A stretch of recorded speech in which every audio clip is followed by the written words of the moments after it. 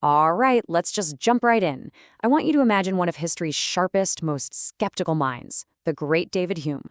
Now picture him in his final years, secretly wrestling with a massive contradiction in his own life's work. Well, a recently discovered manuscript suggests that's exactly what happened. He turned that incredible intellect inward to tackle the one mystery he'd never truly solved: himself.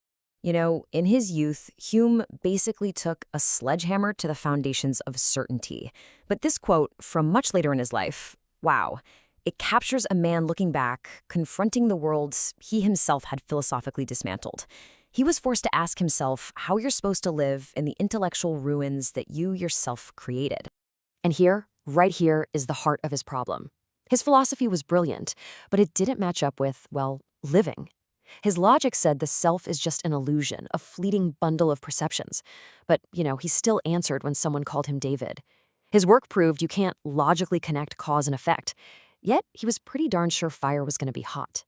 He argued that belief has no rational basis, yet every single morning he woke up believing in the world all over again. This giant gap, this chasm between his logic and his life, that's what pushed him into this final, secret investigation. So this is what we're calling the skeptic's paradox. His early philosophy left everything in logical shambles, and yet, here we are. We all walk around with this profound, unshakable sense of certainty about the world. The question is, how? How is that even possible? And this question, this marks a huge pivot for Hume. He'd spent his career being a philosophical demolition man, knocking things down. Now he wanted to be an architect. He wasn't asking if we can be certain anymore. He was asking how. How does the mind, our mind, build that feeling of certainty, day in and day out, even when all logic says it shouldn't? So his first move was to throw out one of his own big ideas. He used to talk about the mind as a passive theater, just a stage where ideas and perceptions pop up and perform for us. He realized, no, that can't be right. It has to be something way more active. The mind isn't just an audience watching the show. It's the architect that's building the whole theater. And that realization led him to a completely new theory. He started digging into what he called belief's secret architecture, trying to find the blueprints for how we actually build our convictions from the ground up. Okay, so here's the new core concept he came up with. He called it the configuration of consciousness. Now stick with me here. The idea is that a belief isn't just a thought you have, like an item you put in a box.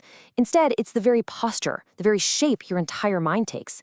It's not what's in the container, it's the shape of the container itself. So how does this actually work? Let's walk through it. Step 1. An impression arrives. Let's say you see a flame. Instantly, and I mean instantly, your consciousness reconfigures itself. It pulls up memories of heat, it creates an expectation of what will happen if you touch it, and it triggers an impulse to pull your hand back. Now, here's the crucial part. That entire configuration, the memory, the expectation, the physical impulse, that is the belief that fire is hot. It's not a sentence you think, it's a total mental and physical stance you take. And this process is totally automatic. It's visceral, it's a gut feeling that happens before your logical brain even has a chance to chime in. Hume started calling this involuntary knowledge. It's basically a built-in survival mechanism that works whether you rationally agree with it or not. But okay, this is where Hume's final ideas get truly, truly radical. He started to argue that this mind, this consciousness of ours, isn't something that just exists in a vacuum inside our skulls. No, he said it is fundamentally forged, created by our interactions with other people. Think about it. When you're completely alone, maybe you're reading a book or hiking a trail, and you're just totally absorbed in what you're doing. You're not thinking about yourself. In those moments, Hume says you're transparent to yourself. Your consciousness is like a perfectly clean window. You're just looking through, not at. But then, you get that feeling. Someone is watching you. And in that one instant, bam, everything changes. You suddenly become aware of yourself as a thing that is being seen. That clear window instantly becomes a mirror. You are now an object in someone else's world, and you see yourself through their eyes. And this all leads to maybe his most stunning conclusion in the manuscript. A mind that exists in total isolation isn't really a mind at all. It's just the raw material, the potential for one. Our consciousness, our actual sense of self, it only really takes its full shape when it's seen, when it's recognized, and when it's responded to by other people. So, what does all this mean for that old philosophical puzzle, the self? Well, he concluded it wasn't some simple, static thing you could pin down.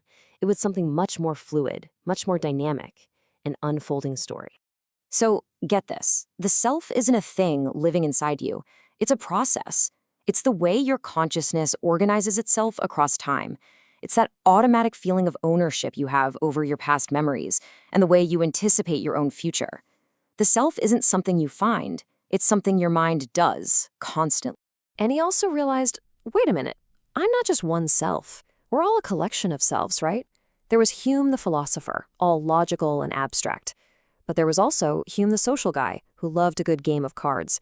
There was Hume the proud Scotsman, and Hume the melancholic, who sometimes felt it was all pointless. Each situation calls forth a different configuration, a different self. And none of them are fake. They're all part of the whole.